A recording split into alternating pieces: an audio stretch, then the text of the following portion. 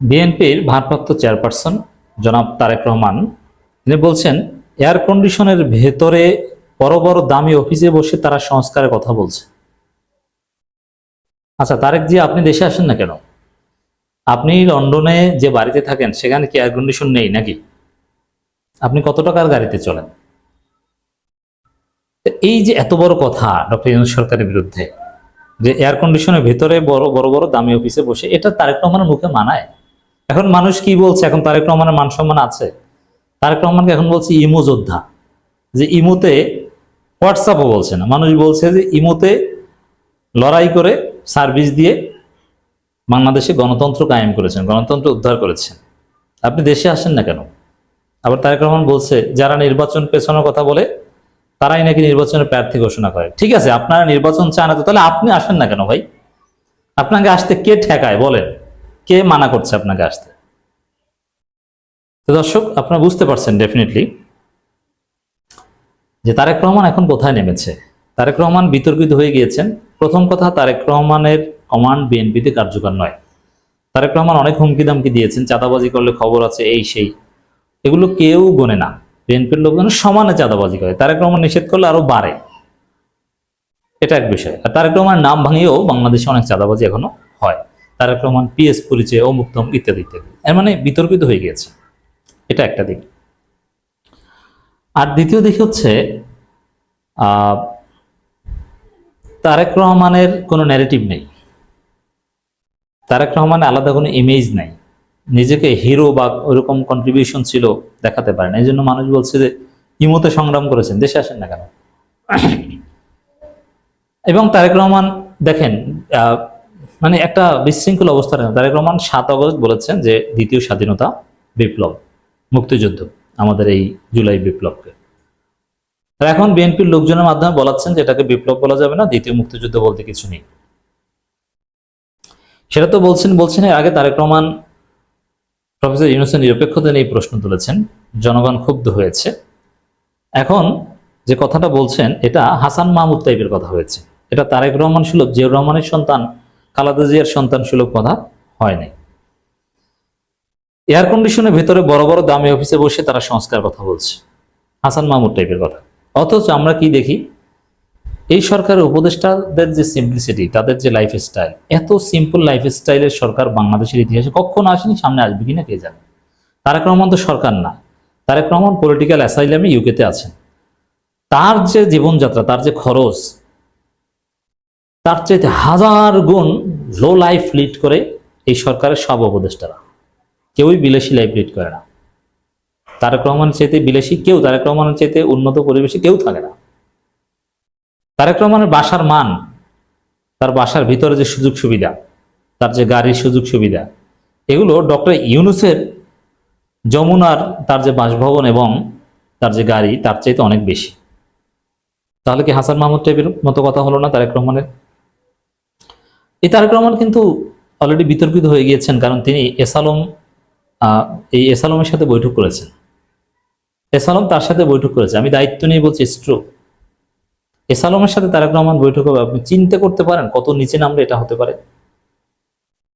এবং এখন তো তারেক রহমান সব মামলা থেকে খালাস পেয়েছেন। খালাস পাওয়ার আগে তারেক রহমান নিজের মামলার বিচারক তার সাথে বৈঠক করেছেন লন্ডনে। এটা লন্ডনের বাঙালি কমিউনিটি সবাই জানে, কিন্তু বাংলাদেশের বেশিরভাগ মিডিয়া তো এখন দালাল মিডিয়া, বিএনপির পকেট, বিএনপি নিয়ন্ত্রণ করছে, যার ফলে এগুলো সামনে আসেনি। সোশ্যাল মিডিয়া কিন্তু এসেছে। ডক্টর ইউনূস সরকারের বিরুদ্ধে তারেক রহমানের এই বক্তব্যের তীব্র নিন্দা প্রতিবাদ জানাচ্ছি, এত বড় কথার, এবং আমরা জবাব দিচ্ছি।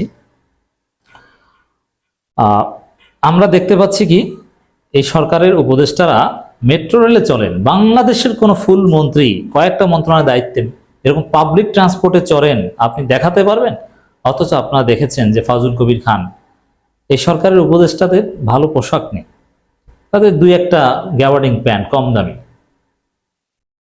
অনেকের এই বাড়ি নেই, অনেকের বয়স হয়েছে কিন্তু বাড়ি নেই, ভাড়া বাসায় থাকেন। এবং এই সরকারের উপদেষ্টারা কেমন, এই যে এয়ার কন্ডিশন অমুক তমুক, এগুলো কেন বলছেন যে না জনগণের সাথে সম্পৃক্ততা নেই, বিলাসী জীবনযাপন করেন? এই সরকারের উপদেষ্টারা বা মন্ত্রিত্ব ছেড়ে আবার টিউশনি বা অল্প কিছু টাকা ইনকামের জন্য রাস্তায় নেমে যান, এবং এখানে যারা আছে সবাই মন্ত্রিত্ব ছেড়ে আবার আগের চাকরিতে চলে যাবেন। সিম্পল ছেঁড়া স্যান্ডেল পরেন, জুতা কেনেন না, নিজের ব্যাগ নিজে টানেন, আর তাদেরকে বলছেন এয়ার কন্ডিশনিং এ বসে বড় বড় কথা বলে। আপনি বড় বড় কথা বলছেন, আপনি লিমিট ক্রস করেছেন ডক্টর ইউনূসের বিরুদ্ধে বক্তব্যে। তারেক রহমানকে হিসাব নিকাশ করে কথা বলার পরামর্শ আমরা দিচ্ছি। এটা নতুন বাংলাদেশ, স্বাধীন বাংলাদেশ, এটা পুরনো হাসিনার বাংলাদেশ নয় যে যা ইচ্ছে তা বলবেন। বিএনপির কবর এই তারেক রহমানের হাত ধরে রচিত হতে পারে। বিএনপি সফল হয়েছিল খালেদা জিয়ার হাত ধরে, জিয়াউর রহমান তো ভিত্তিপ্রস্তর স্থাপন করেছে, আর তারেক রহমান বিএনপিকে শেষ করে দিতে পারেন। কারণ যে নেতা 5 আগস্টের পর এখন পর্যন্ত দেশে আসতে পারেন না, তিনি যে কি ছিঁড়তে পারবেন এটা জনগণের বোঝা হয়ে গিয়েছে। এখন জনগণ তাকে বলে ইমো যোদ্ধা, যে ইমোতে গণতন্ত্র কায়েম করেছে। বড় বড় জায়গায় বসে এয়ার কন্ডিশনের ভেতরে বসে, এখন তারেক রহমান মতো একজন স্মার্ট লোক কেন এই ধরনের ফালতু কথা বললো আমি জানি না। এটা তারেক রহমানকে এখন স্বাধীনভাবে বক্তব্য দেন না তাকে নিয়ন্ত্রণ করে কে জানে। হ্যাঁ, আজকে যারা সংস্কার কথা বলছেন এরা সুবিধাপ্রাপ্ত হয়ে, অর্থাৎ সরকারে তাদের গাড়ি দিচ্ছে, তাদের বেতন বোনাস ভাতা দিচ্ছে, তার উপর বসে তারা সংস্কার কথা বলছে। কথাগুলো বলছেন বিএনপি ভারপ্রাপ্ত চেয়ারম্যান তারেক রহমান। আচ্ছা, তাহলে কি গাড়ি দিবে না নাকি? শহীদদের রক্তের বিনিময়ে একটা বিপ্লবের মধ্য দিয়ে এই সরকারের লোকজন উপদেষ্টা হয়েছে, এখন তারা গাড়িতেও চড়বে না? হ্যাঁ, এই সরকারের লোকজন তো গাড়িতে অনেকে চড়ে না ভাই, অনেকে তো মেট্রো রেলে চড়ে, অনেকে তো পাবলিক ট্রান্সপোর্টে চড়ে। এটাকে জানেন না আপনি? তাদের রাষ্ট্র কাঠামো মেরামত রূপরেখা 31 দফা ও নাগরিক ভাবনা শিশু একটা আলোচনা সভায় তারেক রহমান দেখেন ওই 31 দফা এগুলোর কোনো ভ্যালিডিটি নাই, ওটা রেলেভেন্ট হয়ে গিয়েছে।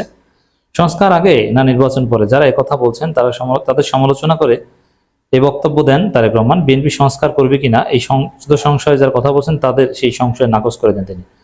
বিএনপি সংস্কার করবে না, করবে না, করবে না। বিএনপিকে মানুষ বিশ্বাস করে না, করবে না, করবে না, করবে না। বিএনপিকে বিশ্বাস কেউ করবেন না, করবেন না, করবেন না। বিএনপি ধান্দাবাজ, মিথ্যা কথা বলে। তারেক রহমান নিজেই তো সকাল সন্ধ্যায় কথা বলেন, একবার বলেন দ্বিতীয় মুক্তিযোদ্ধা, দ্বিতীয় স্বাধীনতা, আর এখন আপনার লোকজনের মাধ্যমে বলেন যে না দ্বিতীয় স্বাধীনতা বলতে কিছু নেই, বিপ্লব বলা যাবে না। ভাই আপনারা কি করবেন এতেই তো বোঝা হয়ে গেছে। এই 5 আগস্টের পর এখন পর্যন্ত আপনাদের যে কথাবার্তার মান, যে ধান্দাবাজির যে মান, এতে বোঝা যায় যে আপনাদের কথা কেউ বিশ্বাস করে। 31 দফা কিছু না, ওটা একটা ইনভ্যালিড জিনিস, ওটা এই 5 আগস্টের পরে একদম অপ্রাসঙ্গিক হয়ে গেছে। ওগুলো 31 দফা, ওগুলো কানও দিবেন না, ওগুলোকে পড়বেন না, অ্যাবসার্ড। এবং ওই দফাগুলোর অধিকাংশই অযৌক্তিক। তবে হ্যাঁ, 31 দফার কিছু কিছু দফা যৌক্তিক, সেটা সংস্কার কমিশনের সুপারিশ মালা উঠে এসেছে। ওখানে বিএনপির 31 দফা দরকার নেই, সংস্কার কমিশনের সুপারিশ মালাটাই ফাইনাল। বিএনপি এসব সুবিধার ভিতর থেকে সংস্কার কথা বলেনি। বিএনপি যখন সংস্কার কথা বলছে তখন বিএনপি রাজপথে স্বৈরাচারের সাথে যুদ্ধ করেছে, একদিকে আন্দোলন হ্যাঁ করেছে কিছু কিছু লোকজন, কিন্তু তাতে তো আর আপনার সফল হননি। যদি আপনাদের যুদ্ধে সফল হতেন তাহলে একথা বলতে পারতেন। আর দ্বিতীয় কথা হচ্ছে, বিএনপির 31 দফার ডাকে সাড়া দিয়ে কি হাসিনার পতন হয়েছে? না, তাহলে আপনি ওটা বলেন কেন? এখন যারা আগে সংস্কারের কথা বলছেন তাদের মধ্যে কতজন স্বৈরাচার শেখ হাসিনার চোখে চোখ রেখে কথা বলছেন? যারা সংস্কারের কথা বলছেন অবশ্যই আগে সংস্কার পরে নির্বাচন, কারণ সংস্কার আগে নির্বাচন হলে সেই নির্বাচন হবে কারচুপি নির্বাচন। এই নির্বাচন আমরা হতে দিব না, মানবো না সেটা না, হতে দিব না, আমরা ঠেকিয়ে দিব, আপনি লিখে রাখেন। আর দ্বিতীয় হচ্ছে, কতজন হাসিনার চোখে চোখ রেখে কথা বলেছে? যারা সংস্কার কথা বলছে, এই যারা হাসপাতালে বেডে হাসিনার পতন ঘটাতে যে আহত হয়েছে, হাত পা হারিয়েছে, তাদের সাক্ষাৎকার নেন। তারা কি চায়? নির্বাচন চায় না সংস্কার চায়? তাহলে বুঝবেন। এই জুলাই যোদ্ধাদের সাক্ষাৎকার নেন।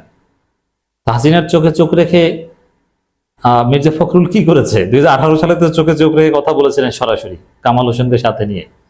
তা আপনার চোখে চোখ রেখে কি করেছেন? প্লট নিয়েছেন, এমপি হয়েছেন 6 জন 7 জন, চোখে চোখ রেখে কথা বলে তো এটা পেয়েছেন। মির্জা ফখরুল চোখে চোখ রেখে কথা বলেছে না গণভবনে গিয়ে? বিএনপি চেয়ারপারসন খালেদা জিয়া, দল মহাসচিব মির্জা ফখরুল ইসলাম আলমগীর, দেশ জুড়ে হাজার হাজার নেতাকর্মীরা যখন কারাবন্দী, লাখ লাখ নেতাকর্মীর বিরুদ্ধে মামলা, তারা যখন হয়রানির শিকার, তখন সেই সময় বিএনপি রাষ্ট্র সংস্কার 31 দফা এটা তো কোনো সারা পায়নি, এটা তো সফল হয়নি, জনগণ তো ওটা গ্রহণ করেনি, ওটার উপর ভিত্তি করে তো আর কিছু হয়নি। আচ্ছা, কোটার দাবি হাসিনা মেনে নেওয়ার পর আন্দোলন চলেছে কিসের ভিত্তিতে? 9 দফার ভিত্তিতে। তা আপনি 31 দফা কোথায় পেলেন? 31 দফার সাথে আমাদের এই দ্বিতীয় স্বাধীনতা, আমাদের বিপ্লব, হাসিনার পতন পরবর্তী দৃশ্যপটের সম্পর্কটা কোথায়? 31 দফায় কে সাড়া দিয়েছে আপনি বলেন না? 31 দফার ইতিহাস 28 অক্টোবর কাপুরুষের মতো বিএনপি নেতাদের পালায়নের ইতিহাস। অতএব আগে সংস্কার পরে নির্বাচন। তাই বিএনপি ক্ষমতা এলে জনগণের ভাগ্য পরিবর্তনে দেশ সংস্কারের কথা করা হবে উল্লেখ করে দেন। বিএনপি ক্ষমতায় তো আসতে পারবে না, এক। আর দ্বিতীয় কথা হচ্ছে যে